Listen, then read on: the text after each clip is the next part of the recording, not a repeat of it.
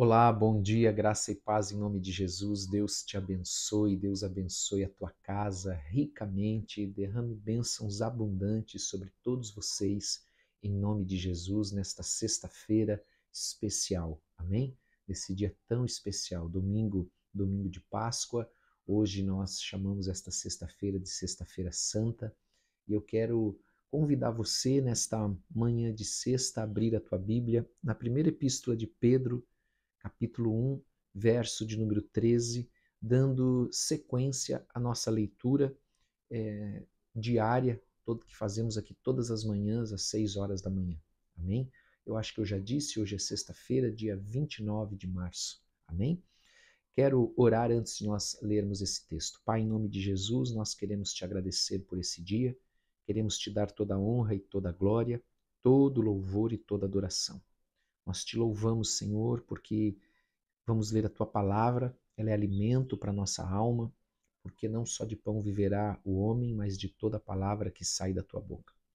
Pedimos a tua bênção nesta manhã, porque nós queremos andar no teu caminho e agradar o Senhor, agradar o teu coração, em nome de Jesus. Amém e amém. Glória a Deus. Vamos ler então 1 Pedro, capítulo 1, verso 13. Esta epístola de Pedro, como eu disse, ela é mais uma epístola que traz para nós de uma maneira muito prática como nós devemos viver, o que nós devemos fazer no nosso dia a dia, porque o contexto que nós vimos aqui é um contexto de perseguição, é um contexto de hostilidade, é um contexto de muitas lutas, tribulações que aqueles irmãos estavam passando, estavam vivendo. Ontem eu falei um pouco o porquê, amém? Mas hoje, dando sequência a esse texto, nós precisamos entender que a palavra de Deus ela é sempre para mim, para nós, amém? Para aplicarmos nas nossas vidas. Você sabe que a palavra de Deus diz que o mundo ele jaz no maligno, ele jaz nas trevas. Por isso que Jesus diz, olha, vós sois luz no mundo, porque o mundo está em trevas. E o mundo ele procura o tempo todo desacreditar a igreja. E ele usa principalmente, ou por meio principal, daqueles que se dizem cristãos, mas não têm uma vida coerente com a palavra. Então entenda a nossa responsabilidade como cristãos, de fato vivermos aquilo que nós pregamos, vivermos aquilo que nós falamos, vivermos como cristãos verdadeiros. Porque não podemos viver apenas com o título de cristão. Isso não vai levar ninguém a lugar nenhum. Mas nós temos que viver de fato como cristãos, andando e praticando a sua palavra. E essa epístola de Pedro, ela responde algumas perguntas que elas continuam muito atuais. Como eu disse, inclusive no domingo, a Bíblia ela continua atual. A Bíblia continua atual de Gênesis a Apocalipse. É só você estudar e perceber a aplicação disso nas nossas vidas e no nosso dia a dia. Então, nesta epístola de Pedro, claro que nós não vamos responder todas essas perguntas hoje, mas essas perguntas são respondidas na epístola de Pedro. Eu quero ler algumas para vocês. O cristão precisa, por exemplo, de alguém para interceder por ele, além de Cristo? Eu preciso ter um intermediário homem que ore por mim, de fato? Ou é necessário isso? Amados, ele não está falando contra orarmos juntos, orarmos uns pelos outros, pedir oração, mas no sentido de que eu também posso me achegar diante de Deus para orar. É nesse sentido. Amém? Outra pergunta importante que a epístola de Pedro, responde é: qual deve ser a atitude do verdadeiro cristão diante de um governo secular? E quanto à desobediência civil? O que a Bíblia ensina sobre isso? Você vai se surpreender com o que a Bíblia ensina sobre isso. Porque é muito diferente do que você vê por aí. Amém? Ponto 3. Qual é, ou melhor, terceira pergunta, qual é a postura daquela pessoa que é um empregado cristão diante de um chefe hostil, por exemplo? Pedro responde essa pergunta também.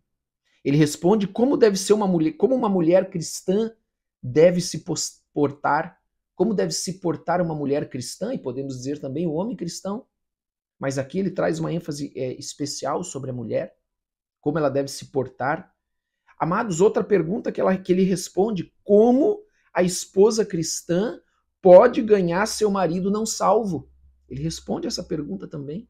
E eu poderia aqui elaborar uma série de outras perguntas do que nós podemos extrair dessa epístola de Pedro.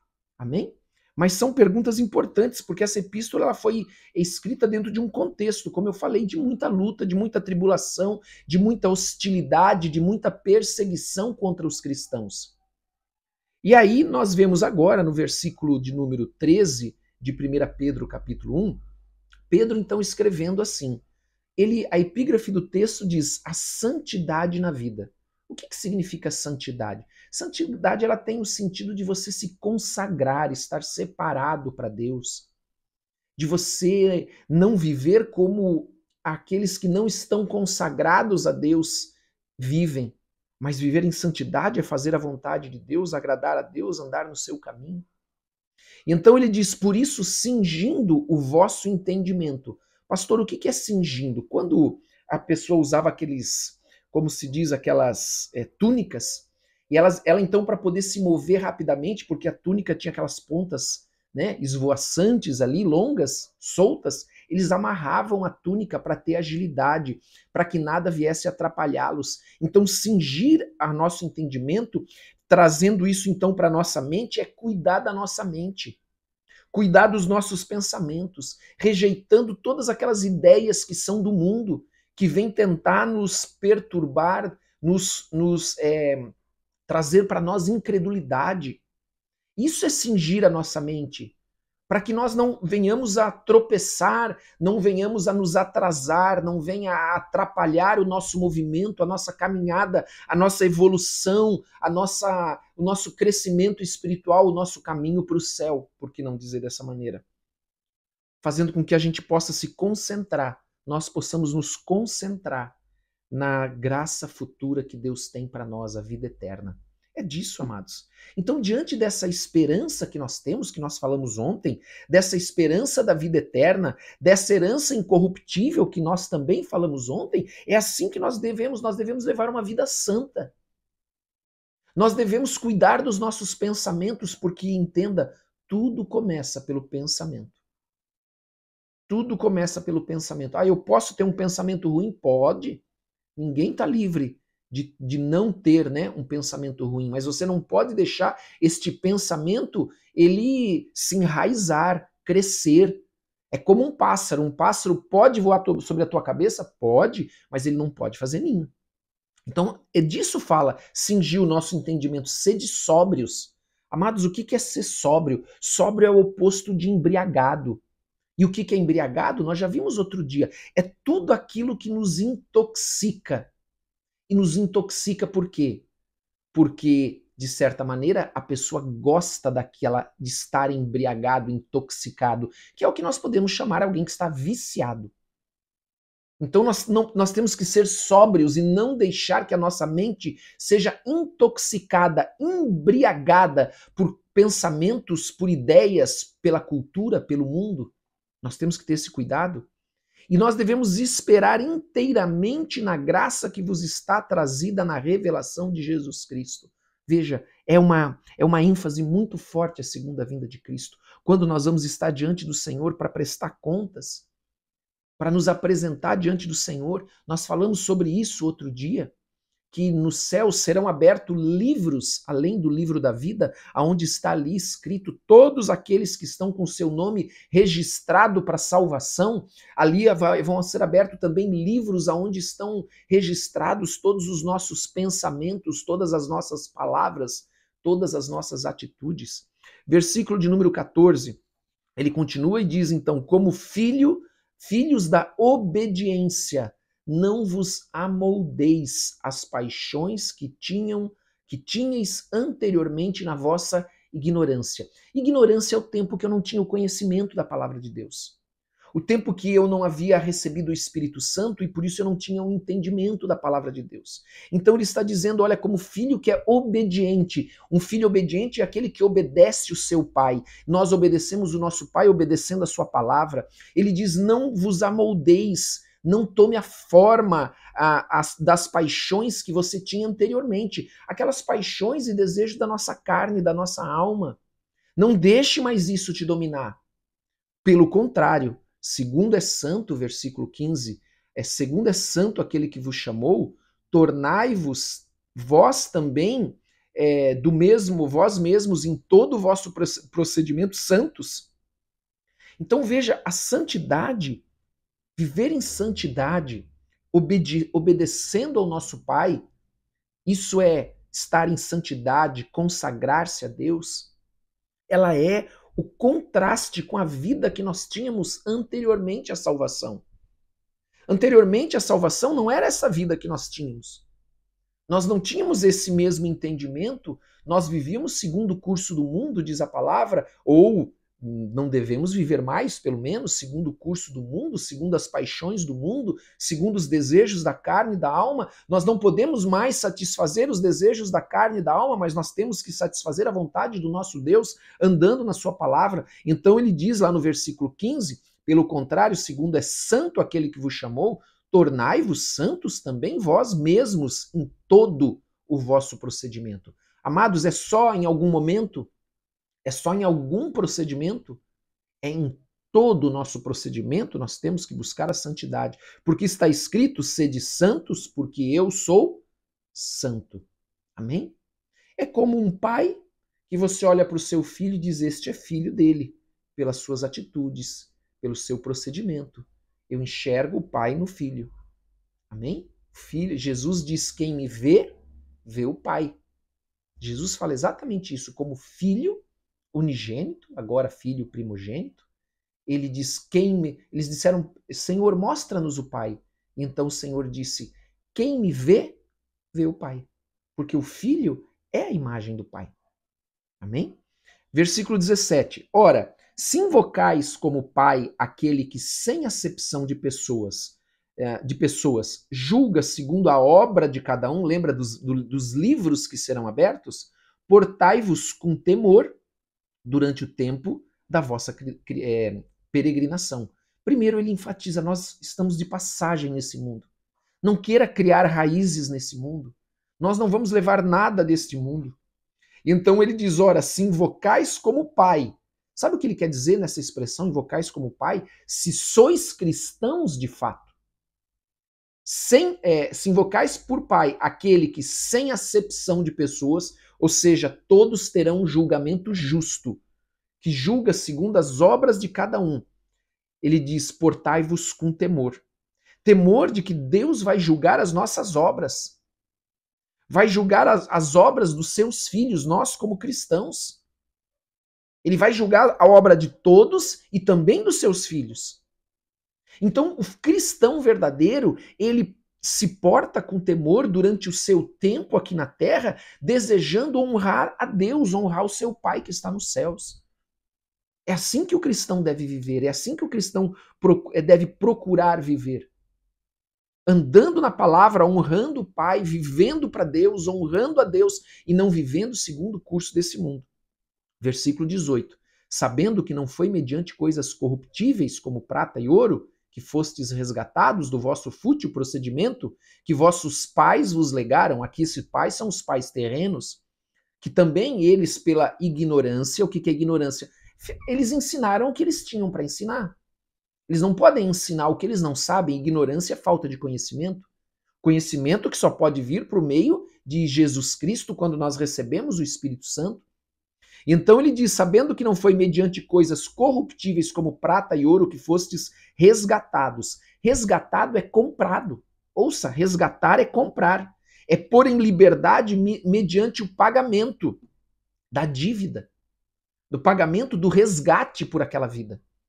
Então, o resgatar é comprar, é pôr em liberdade. Resgate e redenção são termos teológicos dizendo que um valor foi pago para comprar a liberdade do prisioneiro. E nós, anteriormente, éramos escravos do pecado debaixo da maldição da lei.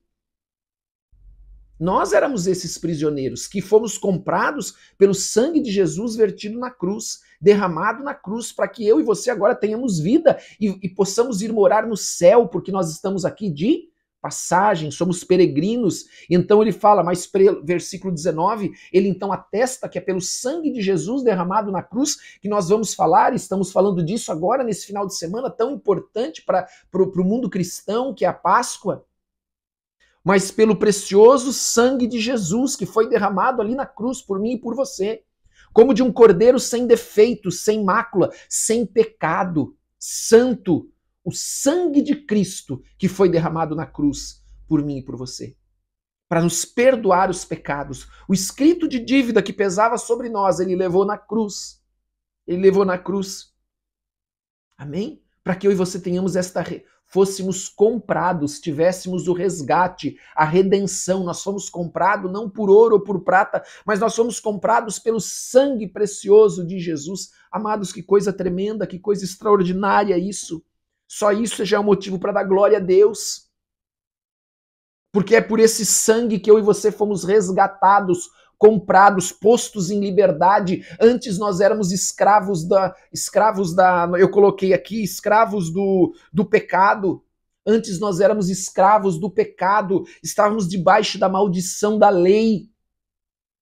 Ouça isso, nós éramos escravos do pecado, debaixo da maldição da lei, nas mãos do diabo, que é aquele que é o príncipe desse mundo, porque esse mundo jaz no maligno, e Deus envia o seu Filho unigênito para morrer na cruz, derramado o seu sangue precioso, porque esse sangue é o que compra eu e você, resgata eu e você. Nos põe em liberdade, para que possamos ir para o céu, para todo aquele que crê. Amém? Amados, que texto pertinente para esse dia. Louvado seja o Senhor. E ele diz no versículo 20, conhecido com efeito antes da fundação do mundo, porém manifestado no fim dos tempos por amor de vós, porque era plano de Deus enviar Jesus Cristo para nos salvar já desde a eternidade. Lembre-se, o Senhor é atemporal, por amor de nós, agora no fim dos tempos. Amados, nós estamos nos últimos dias. Nós vivemos os últimos dias. Pentecostes marca os últimos dias. Eu sempre uso isso como referência. A palavra de Deus diz em Joel e diz em Atos, Pedro pregando em Atos diz, nos últimos dias derramarei do meu Espírito Santo. Amados, o Espírito Santo já foi derramado há aproximadamente 2000 anos.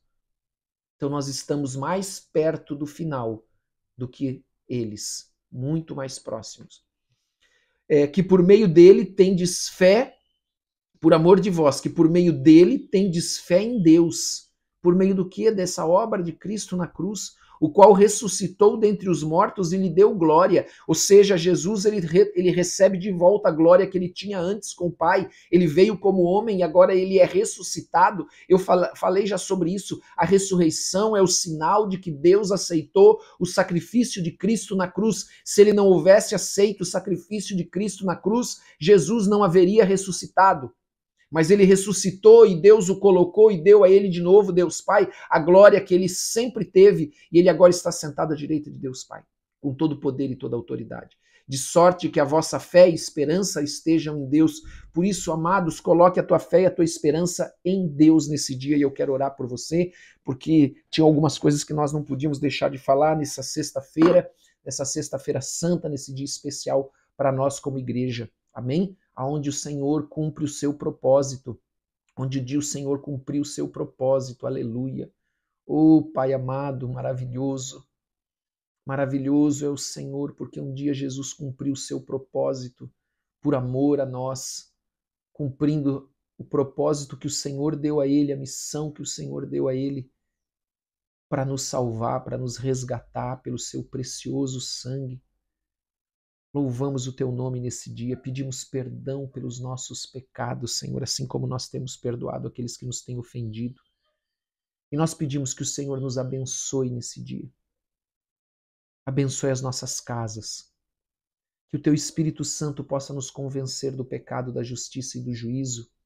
Que o teu Espírito Santo possa nos dar o entendimento e compreensão da tua palavra, desta obra tão extraordinária na cruz do Calvário, nessa cruz que fala do amor de Deus por nós, que fala do amor do Pai pelo homem.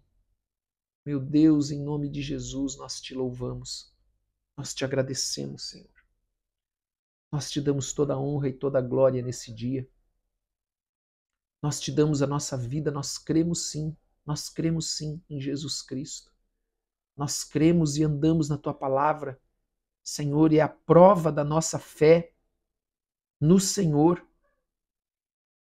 Em nome de Jesus, temos buscado, Senhor, andar em santidade, Senhor.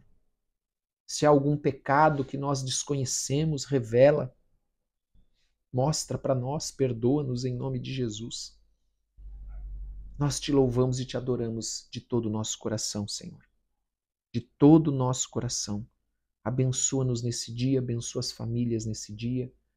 Traz salvação para cada lar, para cada família. Abençoa com teu Espírito Santo.